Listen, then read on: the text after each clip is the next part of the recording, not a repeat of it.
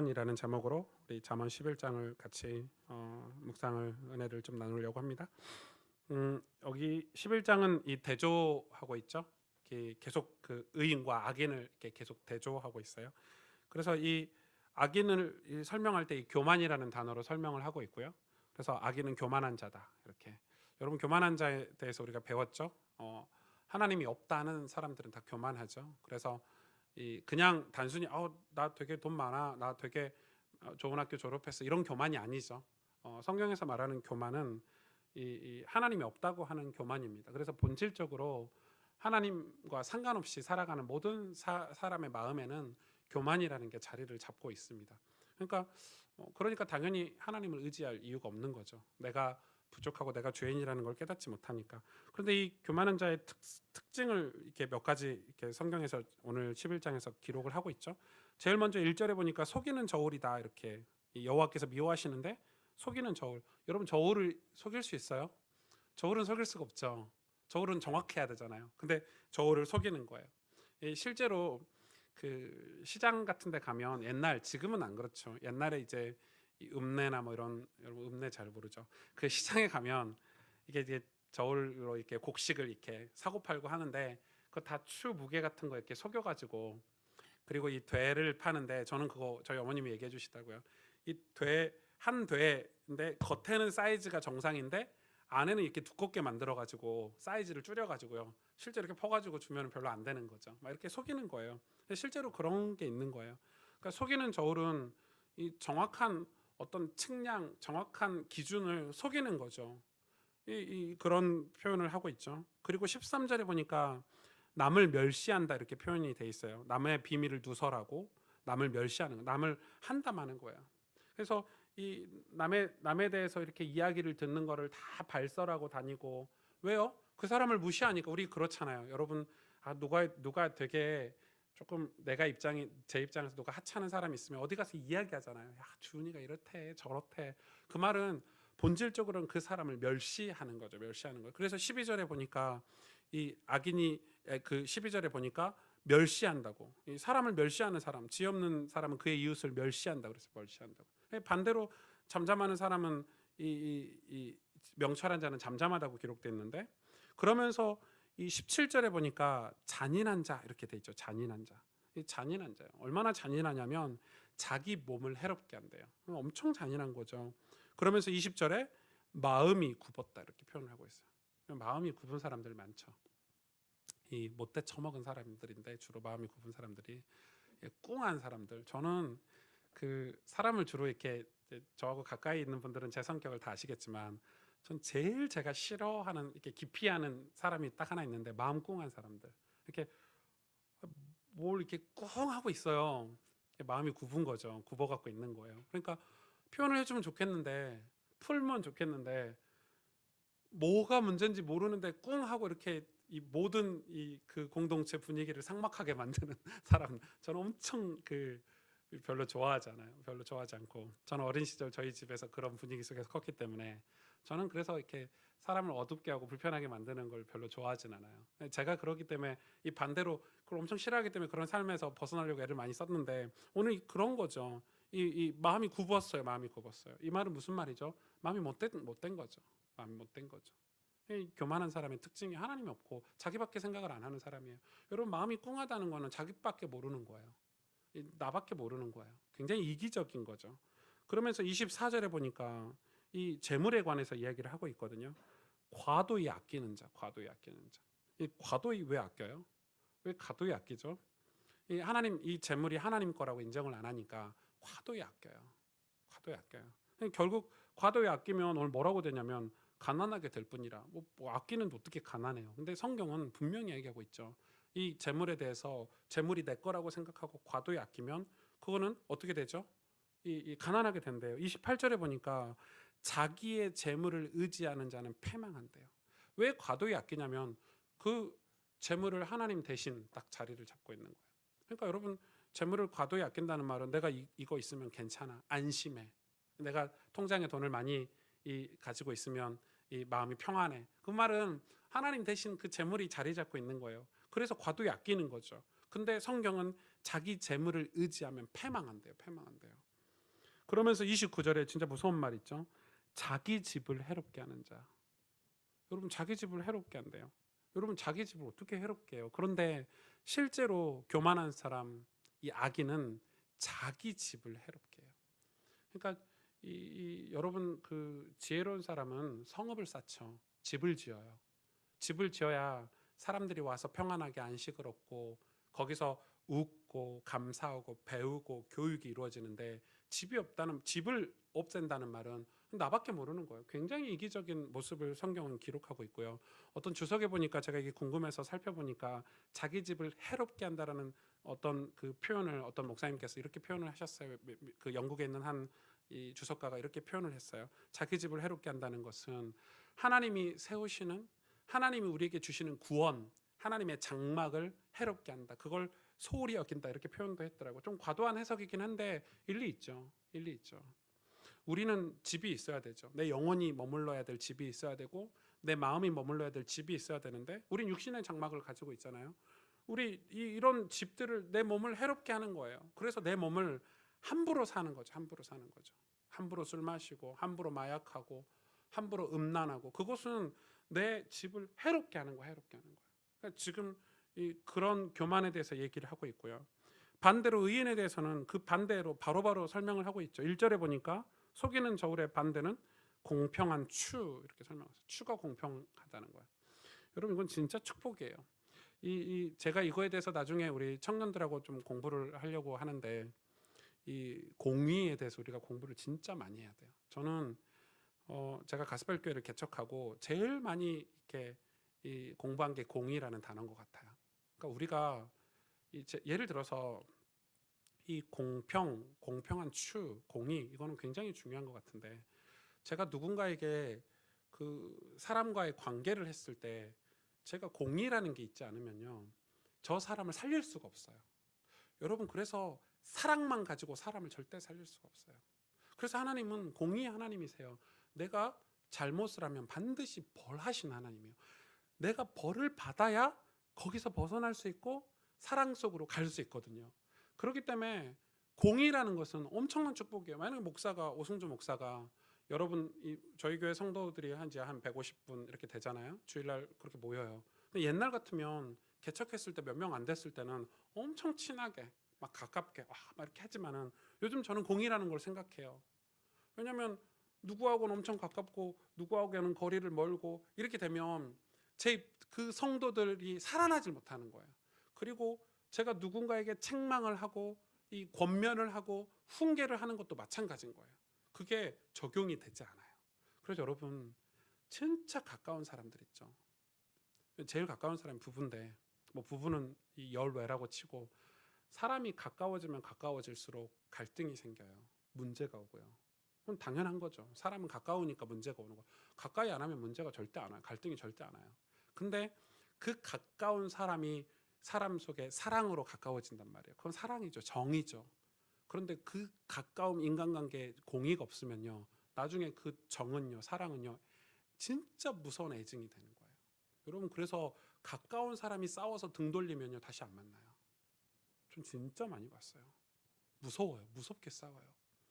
그러니까 여러분, 교회 안에서도요, 이 사람들하고 선을 지켜라, 이 말은 아니지만 정중해야 돼요. 공의를 지켜야 돼, 인간관계. 제가 그래, 우리 교육자들 진짜 수십 번 이야기했어요. 잘 안 하더라고요. 이 직분을 불러라, 전사님이라고 불러라, 언니 오빠라고 하지 말아라.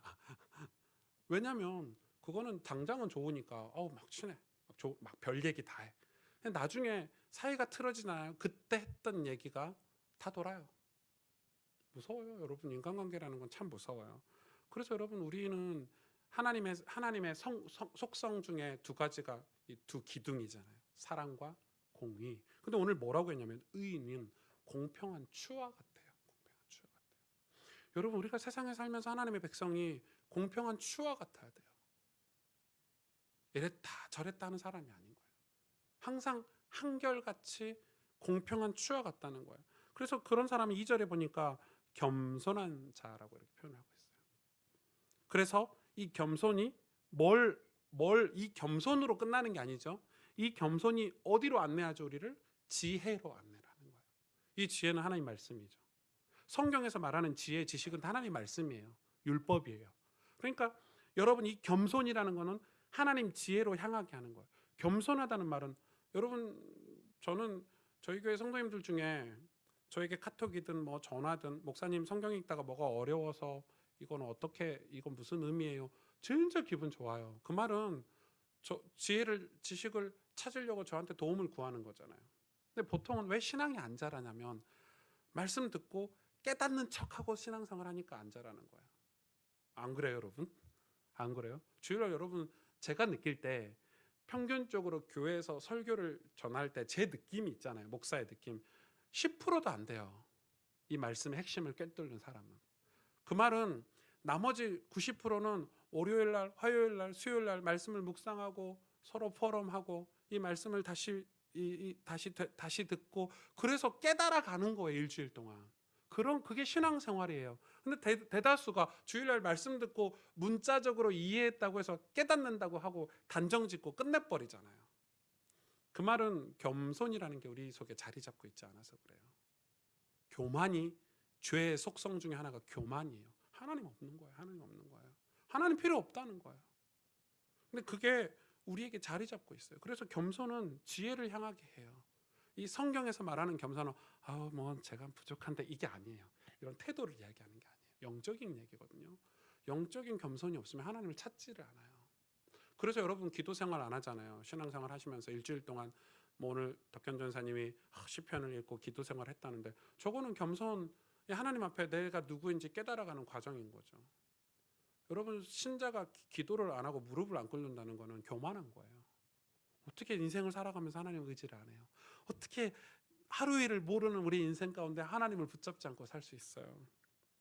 또 이야기하고 있죠. 3절에 보니까 정직한 자의 성실 이야기하고 있죠. 왜 성실이 들어가죠? 정직한 자는 성실하대요.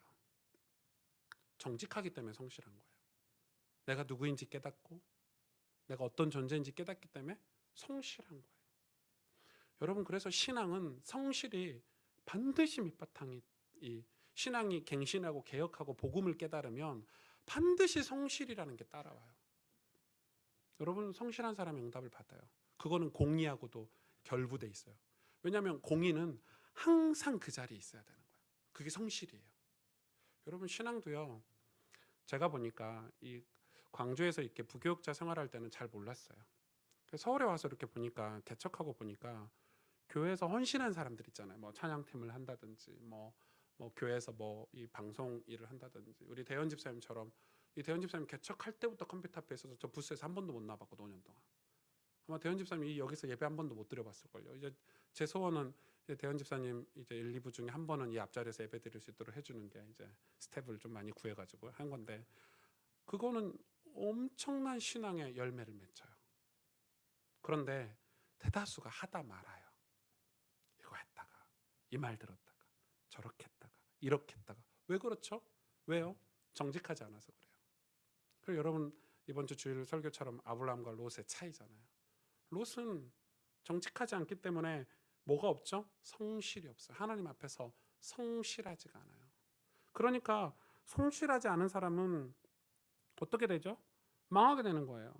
자기를 망하게 한대요. 누굴 망하게 하냐면 옆 사람을 망하게 하는 게 아니라 자기를 망하게 한대요. 이 사절 보세요. 이 사절을 보면 공의는 죽음에서 건지느니라 이렇게 했거든요. 그런데 이 공의를 찾지 않는 사람들은 어떻게 되죠? 죽음의 소리를 건지질 못해요. 오늘 사절에 분명히 얘기하고 있잖아요. 공의는 죽음의 소리를 건져요. 그럼 공의가 없으면 사랑으로는 사람을 다 못 살려요. 성경은 이 사랑, 예수님 우리의 사랑이시지만 우리가 한국 교회가 이 미국이라든지 호주라든지 이 복음이 들어올 때 사랑으로 복음이 들어왔지만 사실은 제가 미국 교회 가서 느끼는 것은 사랑보다 공의를 훨씬 더 강조를 하는 거예요. 그러니까 우리하고 본질적으로 다른 응답들, 열매들을 맺혀요. 근데 한국 교회가 왜 크리스찬들이 열매를 못 맺냐면 이 공의가 없어요. 공의 없어요. 그래서 이 죽음의 소리를 건지질 못해요. 사랑은 있어요. 하나님 사랑합니다.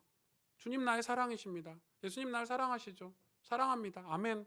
예. 그런데 삶은 안 변해요. 왜요? 공의가 없어요. 공평한 추도 없고 겸손해서 지혜를 찾지도 않고 정직해서 성실하지도 않아요. 그것은 공의가 없기 때문에. 그래서 예수님은 믿어서 천국 가는지 안 가는지 그건 우리가 알 바 아니고, 그건 그럴 수 있겠지만 본질적으로 크리스찬들이 풍성한 열매를 맺지는 못하는 거예요. 여러분, 이건 좀 어렵지만 굉장히 중요하죠. 10절을 보세요. 10절에 보니까 의인이 형통하면 이렇게 기록하고 있어요. 무슨 말이에요? 의인이 형통하면 뒤에 말이 중요하죠. 성읍이 즐거워하고. 성읍이 즐거워한대요. 그러니까 이건 굉장히 중요하죠. 이 말은 무슨 말이에요? 의인은 형통한다는 거예요. 하나님이, 이건 제가 지금 한국교회 이 전반적으로 흐르는 기복신앙을 이야기하는 게 아니에요. 이건 기복신앙을 이야기하는 게 아니고, 성경에서는 하나님의 백성, 하나님을 섬기는 의인은 반드시 형통하게 돼 있어요. 축복을 받게 돼 있어요. 그런데 그 축복, 우리가 말하는 형통, 이 형통, 남을 다 살리고 내 가정을 살리고 내 주변을 다 살리고 하나님 나라가 임재하는 그 형통을 받으려고 하다 보는데, 이 형통을 왜 못 받냐면 공의가 없어서 그렇다는 거예요.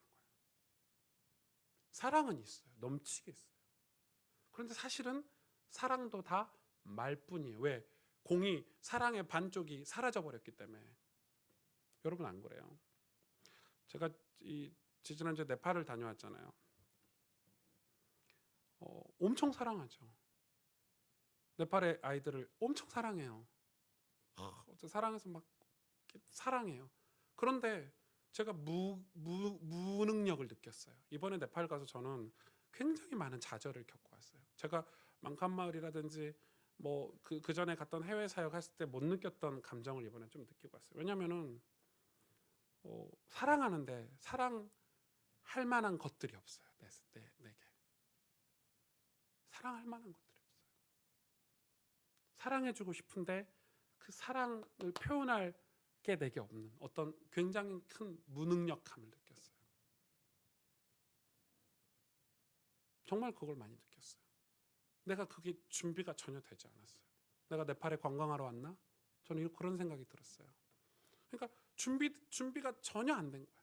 하다못해 뭐 내가 형통해서, 내가 복을 받아서, 하나님께 축복을 받아서 그들에게 뭔가 줄 수 있는 게 있어야 되는데 줄 수 있는 게 아무것도 없더라고요.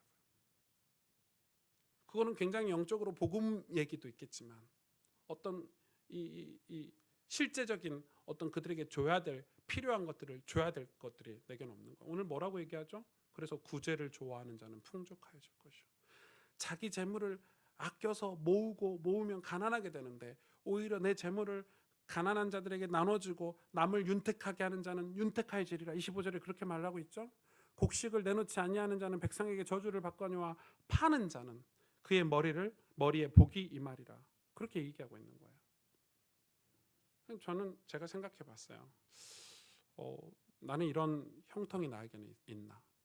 나는 이런 형통을 준비하면서 살고 있나? 지금 그걸 얘기하고 있는 거죠. 그러면서 여러분 보세요. 14절에 보니까 지략이 없으면 백성이 망한다고 그랬어요. 지략이 많으면 평안을 누린대요. 지략 아시죠? 지략. 이 나쁜 말로는 계략이고, 좋은 말로 말하면은 계획이죠. 플랜이죠. 플랜. 여러분 신앙생활하면서 여러분 계획 세워보셨어요? 내가 그 계획을 두고 실천할 계획을 세워보셨어요? 우리는 얼마만큼 한국교회가 문제가 많냐면, 말씀을 들어요. 주일날 아무런 말씀을 가지고 내 삶에 적용하는, 그 말씀을 따라서 내가 어떻게 하면 순종하고 어떻게 하면 하나님 앞에 쓰임받는 삶으로 준비될까라는 어떤 그런 내 삶에 어떤 그런 틈이 없는 거예요. 지략이 없어요. 그러니까 지략이 없으니까 어떻게 되죠? 망한대요. 묵시가 없는 백성은 방자에 행한다 그랬거든요. 망한대요. 그런데 지략이라는 게 있으면요, 뭘 누리냐면 평안이라는 걸 누려요. 삶이 안정이 된다는 거죠. 여기서 평안은 하나님의 은혜. 근데 우리가 솔직히 말하면요, 제가 이 말씀 묵상하면서 두 가지를 제가 굉장히 많이 이렇게 느꼈는데, 하나는 뭐냐면 평안한 척 하는 거예요. 내 삶은 전혀 평안하지 않는데, 내 가정은 전혀 평안이 없는데, 하나님의 평안이 실제로 내게 임하지 않는데 어떤 감정적인 평안을 이야기를 하는 거예요. 그래서 계속해서 북 때리고 막 드럼 치고 막 찬양 불러가지고 막 박수 치면서 와 뜨겁게 예배 드리고 나면은 평안이 있는 것 같아. 그런데 그게 진짜 평안인가? 그의 삶을 들춰보면, 그의 삶의 가정과 그가 살아가는 삶으로 들어가 보면 정말 진짜 평안은 없어요. 왜? 지략이 없어요. 지략이. 왜 내 삶의 어둠, 악한 사단, 보이지 않는 죄, 그런 것들이 내 삶에 계속되고 있는가? 그걸 싸워서 승리할 수 있는 지략을 가지려고 하지 않아요. 왜요? 귀찮거든요. 엄청 그게 힘든 일이거든요. 맞죠? 맞아요. 저는 이번 주 되게 이제 선교대회, 다음 주부터 선교대회여서 바빴지만, 제가 평균적으로 한 주에 듣는 설교가 저희 교회 설교 말고 한 6편 정도 설교를 들어요. 제가 이 본문을 설교할 때, 책도 보지만은 이 본문을 설교할 때 침례교에서는 어떻게 설교하나, 장로교에서는 어떻게 설교하나, 그죠? 여러분 진보주의 쪽에서는 어떻게 설교하나, 최소한 한 6편 정도 설교를 들어요. 그래서 확인을 다 해요. 그래서 제가 설교를 잘하냐? 그렇진 않죠. 제가 설교를 잘하는 목사는 아닌 것 같아요. 말재주가 있는 그런 건 아닌 것 같아요. 어떤 감정을 잘 다루는 사람은 아닌 것 같아요. 그러나 제가 왜 그런 얘기를 하죠? 아무도 제 주변에 설교를 준비하고 목회를 해가는데 아무도 지략을 세우지 않아요. 다들 뭐라고 얘기하냐면, 하나님 하시겠지. 하나님 날 사랑하시는데. 맞죠? 사랑하시죠.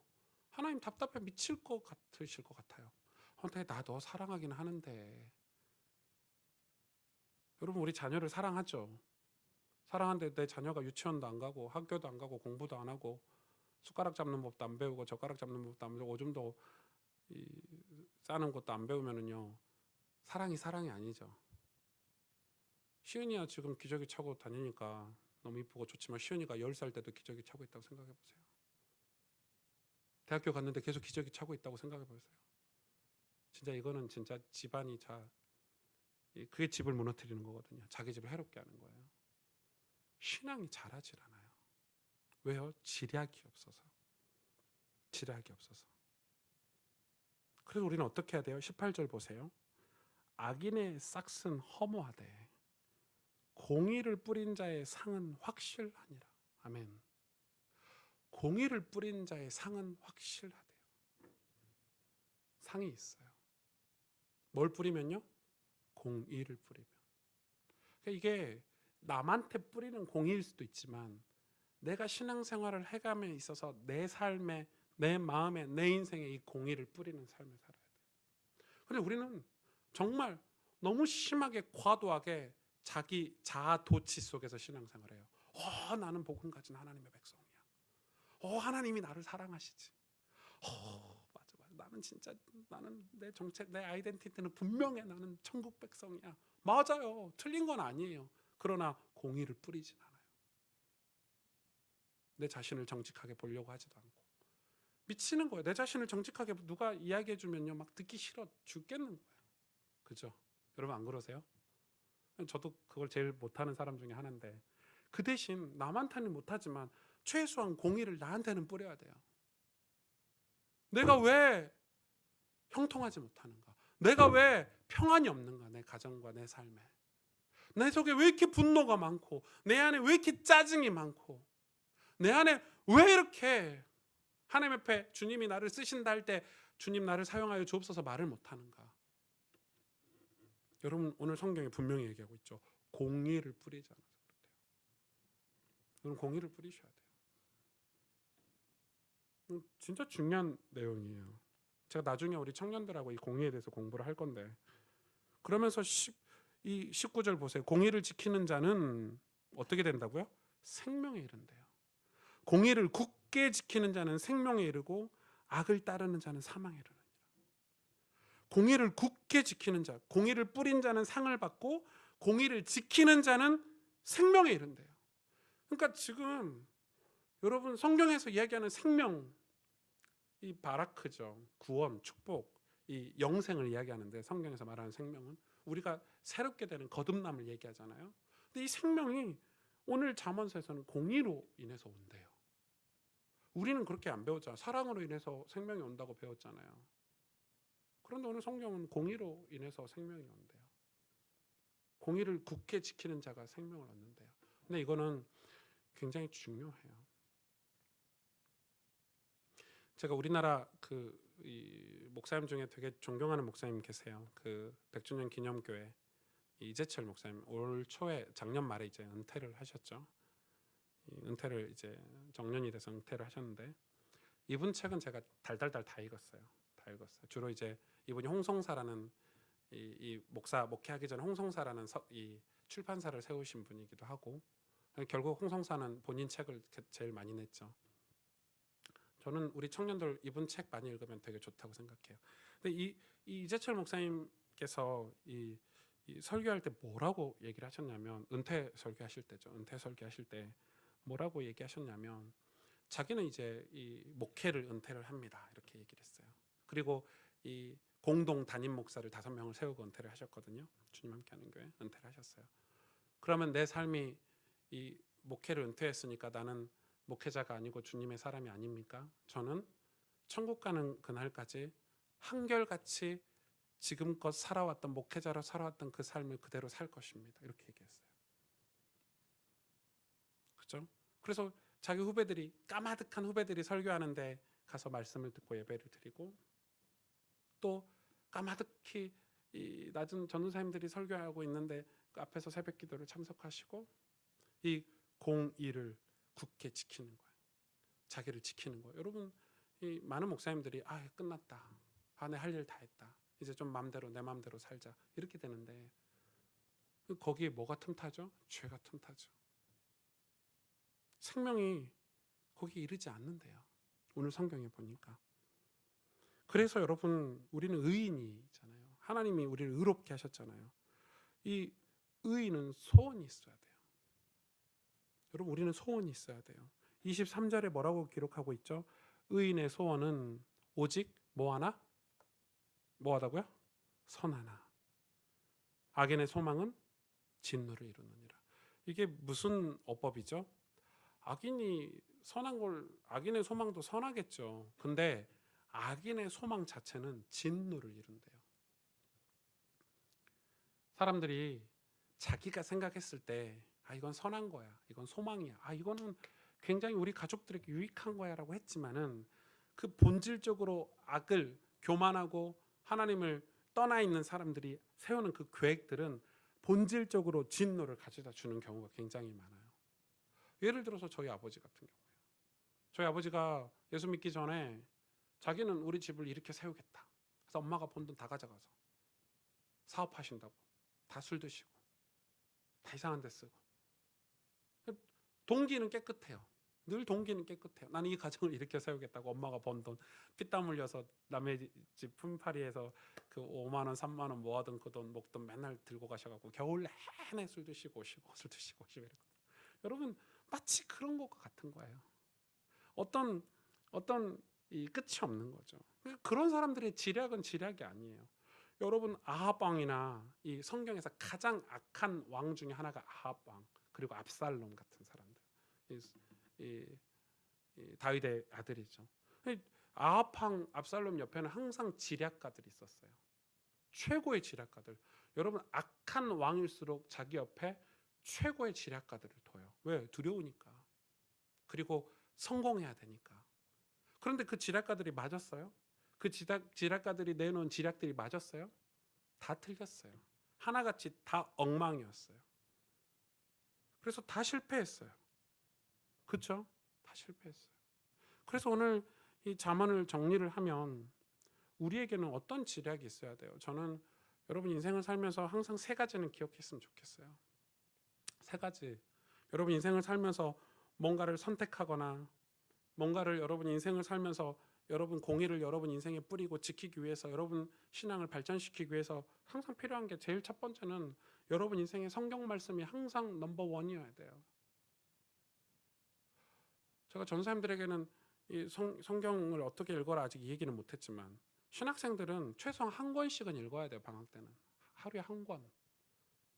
시편 한 장이 아니라 시편 한 권, 이렇게.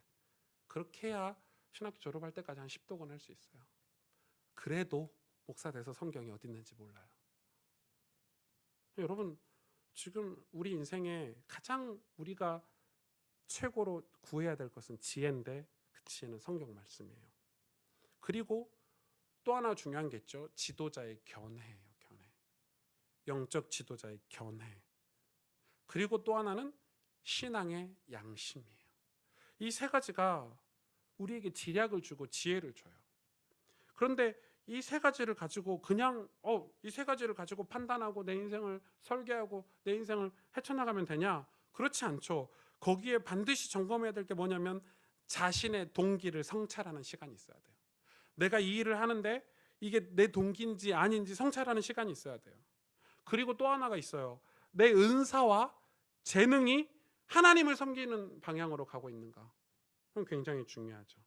그리고 마지막으로 지혜로운 사람은 내 은사와 재능이 하나님 섬기는 거로 가지만 내가 이렇게 행동하고 내가 이렇게 선택해서 가는 것이 다른 사람에게 미칠 어떤 영향을 늘 생각하고 살아야 돼요. 그건 굉장히 중요하죠. 그래서 여러분, 우리 청년들은 여러분 인생을 준비하고 설계해서 그림 그려갈 때 이걸 생각하고 있어야 돼요. 여러분 인생에 지략가가 있어야 돼요. 그건 성경 말씀이에요. 그리고 성경 말씀이에요. 그리고 성경 말씀으로 여러분 지도해 주는 자의 지도자의 견해와 그리고 여러분 신앙의 양심이에요. 근데 그걸 가지고 선택하는데 항상 생각하게 내 동기를 성찰할 수 있어야 되고, 내 은사와 재능이 하나님을 섬기는 것인지 확인해야 되고, 그리고 다른 사람에게 미칠 영향을 늘 살펴야 되는 거예요. 그게 공의롭게 사는 삶이라고 저는 생각해요. 삶이라고 생각해요. 저는 이제 제 사생활이라는 게 있잖아요. 목사님, 저도 사생활이 있어요.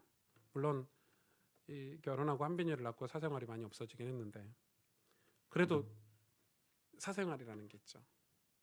사생활은 공개가 되는 게 좋을까요? 안 되는 게 좋을까요?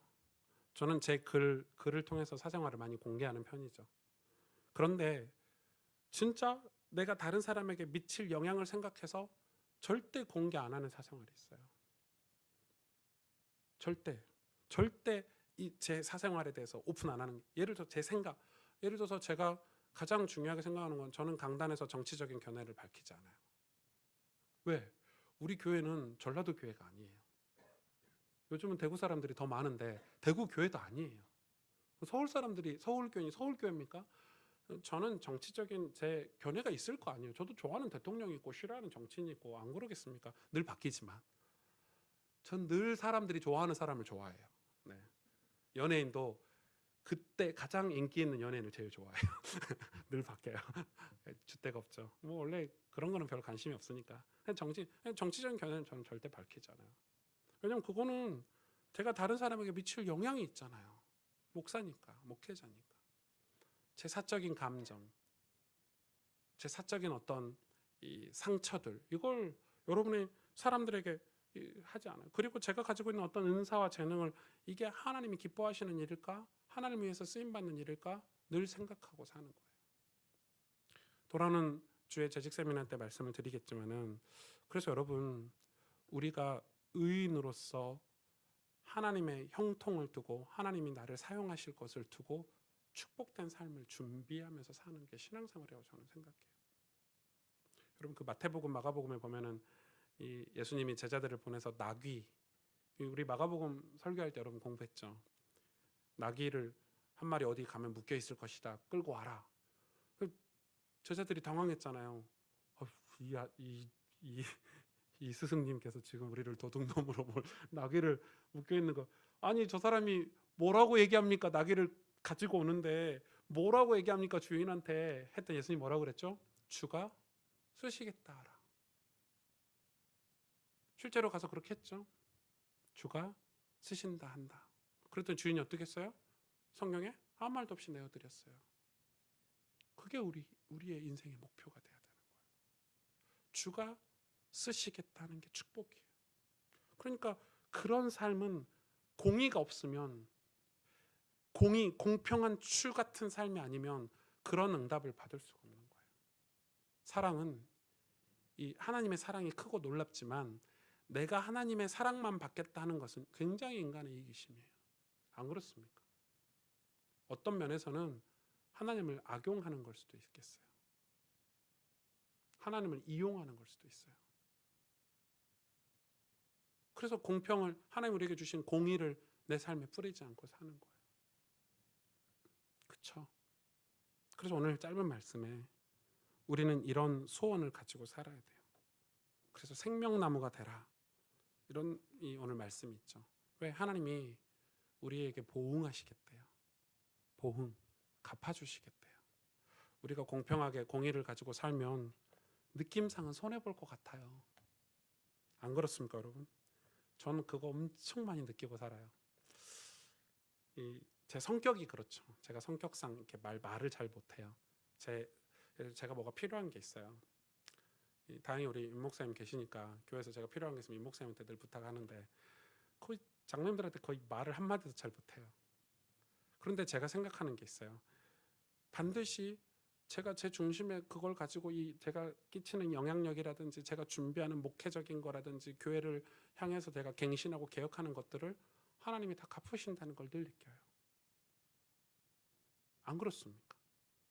우리가 공의롭게 살면 세상에서는 손해보는 것 같은 느낌이 든단 말이에요. 저도 그래요. 내가 바보 같네. 좀 미련하네. 근데 안 그래요. 결국 불신자들도, 하나님을 모르면 저 세상의 사람들도 여러분을 찾게 될 거예요. 결국 아브라함을 찾아요. 롯을 찾겠습니까? 결국 아브라함을 찾아요. 여러분, 우리가 성경 말씀을 붙잡고 그 지략, 그 지혜를 붙잡고 살아가는 삶을 가진 사람을 결국 세상에 찾게 돼요. 우리는 그렇게 생각 안 하죠. 야, 우리도 세상처럼 뭔가 준비해야 되는 거 아니냐? 우리도 세상하고 좀 발맞춰 가야 되는 거 아니냐? 우리 교회가 좀 세상의 흐름과 문화를 좀, 아니요. 전혀 그렇지 않아요. 그거는 그냥 우리가 세상 속에 사니까 같이 묻어가는 걸 수도 있겠지만은 절대 그걸로 세상을 못 변화시켜요. 우리는 하나님 앞에서 특별하게 준비해야 될 게 있어요. 악인으로 준비되면 안 돼요. 의인으로 준비가 돼야 돼요. 그래서 여러분, 오늘 이 잠언 오늘 11장은 진짜 중요한 말씀들이 많이 들어있어요. 너무 짧아요, 시간이. 금요일 시간이 너무 짧은데 여러분 소원을 가지시길 바랍니다. 여러분 집안에 형통이 있기를, 여러분의 집이 무너졌던 집을 세우기를. 여러분이 무너졌던 집은 내 몸, 육신의 장막일 수도 있겠고 실제 우리 집일 수도 있겠죠. 맞죠? 여러분 몸도 세워야 돼요. 하나님이 거하시는 우리의 육신의 장막, 집도 세워야 돼요. 그리고 형통하도록 여러분 준비하세요. 여러분이 형통해야 우리가 네팔 같은 데 가서, 망칸말 같은 데 가서 예수 믿으라고 말해줄 수 있어요. 예수님 믿으면 당신들 살 수 있다, 이렇게 말해줄 수 있어요. 그런데 우리가 형통하지 않아요. 마음이 이렇게 강팍하고 내 마음이 평안이 없고 어떻게 예수 믿으라고 말해줄 수 있어요. 그래서 우리는 그런 삶을 지금부터 준비해 가야 되는 거예요. 의인의 소원을 가지고 준비해 가야 되는 거예요. 그래서 여러분, 예수 믿는 사람은 항상 소원이 있어야 돼요. 소원이 우리 인생을 만들어 가요. 그래서 여러분 지략을 가지고 계셔야 돼요. 여러분 포기하지 마시고, 여러분 인생을 포기하지 마시고, 여러분 가정을 포기하지 마시고, 여러분 미래를 포기하지 마시고, 남하고 제발 비교하지 마시고, 남 얘기하지 마시고. 중요하지 않아요. 여러분 저 사람은 저 사람에게 하나님의 계획이 있지, 중요한 건 나예요. 그래서 나를 향한 하나님의 신실하신 계획들, 나를 향한 하나님이 원하시고 기뻐하시는 것들을 우리가 해나가는 그런 공의를 뿌리고 공의를 지키는 삶을 살아내야 돼요. 그렇죠? 그래서 여러분 공의를 여러분 삶에 이렇게 끄집어 당겨야 돼요. 그게 뭐예요? 공의가 그걸 여러분 오늘 말씀을 통해서 확인할 수 있었으면 좋을 것 같아요. 같이 기도하겠습니다.